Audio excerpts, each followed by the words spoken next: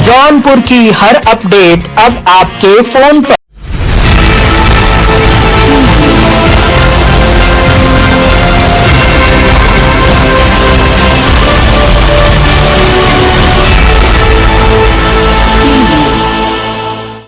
UP में चुनाव से पहले नेताओं का दल बदल तेज हो गया है। बीजेपी में एसपी के दो नेता हरिओम यादव और धर्मपाल सिंह आए तो कांग्रेस विधायक नरेश सैनी ने भी हाथ का साथ छोड़ दिया और बीजेपी का दामन थाम लिया है। तो दल बदल की स्थिति इस वक्त दिख रही है, जहां सबसे ज्यादा चौंकाया तो स्वामी प्रसाद मौर्य ने, जब उन्होंने बीजेपी से इस्तीफा दिया, मंत्री पद से इस्तीफा दिया। और अब वो कहां जा रहे हैं, हालांकि उन्होंने कहा कि 14 जनवरी तक इंतजार करना होगा, उसके बाद ही साफ होगी तस्वीरें। लेकिन इस बीच यूपी में चुनाव से पहले नेताओं का दल बदल तेज है। बीजेपी में एसपी के दो नेता पहुंचे, हरिओम यादव और धर्मपाल सिंह। वहीं कांग्रेस विधायक नरेश सैनी ने भी अब कांग्रेस का साथ छोड़कर बीजेपी का हाथ थाम लिया है और वो भी अब बीजेपी में शामिल हो गए हैं। तो फिलहाल ये स्थिति बनी हुई है, विधायक दल बदल की स्थिति में है, जहां एक तरफ कुछ नेता बीजेपी को छोड़कर समाजवादी पार्टी के साथ जा रहे हैं, तो वहीं समाजवादी पार्टी और कांग्रेस का साथ भी छोड़कर कुछ लोग बीजेपी के साथ आ रहे हैं, जिसमें कांग्रेस के एमएलए नरेश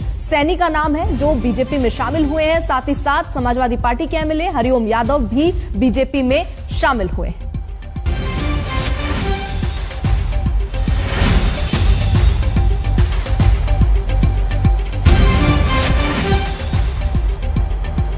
योगी सरकार से इस्तीफा देकर स्वामी प्रसाद मौर्य ने बीजेपी खेमे में हलचल मचा दी और इतना ही नहीं, स्वामी ने उधर इस्तीफा राज्यपाल को भेजा और लगे हाथ अखिलेश यादव से मुलाकात कर समाजवादी पार्टी में जाने की अटकलों को और तेज कर दिया। हालांकि फिलहाल स्वामी प्रसाद मौर्य ने इन अटकलों को खारिज किया। स्वामी प्रसाद मौर्य की अगली रणनीति क्या होगी, इस पर उनसे बात की हमारे संवाददाता संतोष शर्मा ने।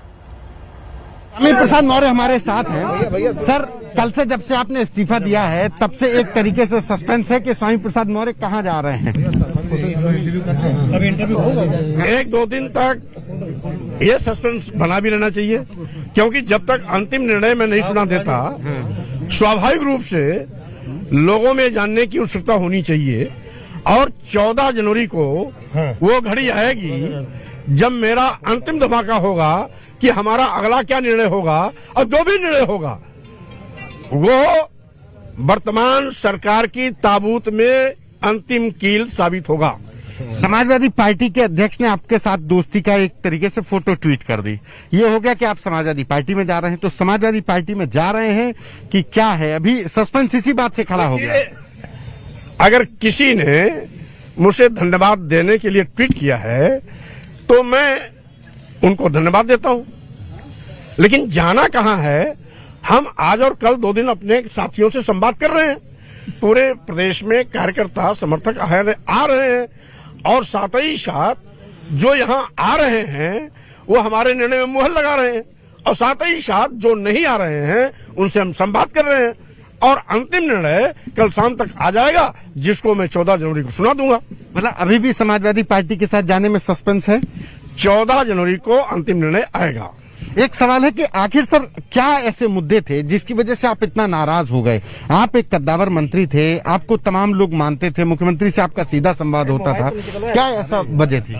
देखिए, राजनीति में ये कोई घरेलू विवाद नहीं होता है, और राजनीति में गुस्सा केवल एक दिन में नहीं आता है।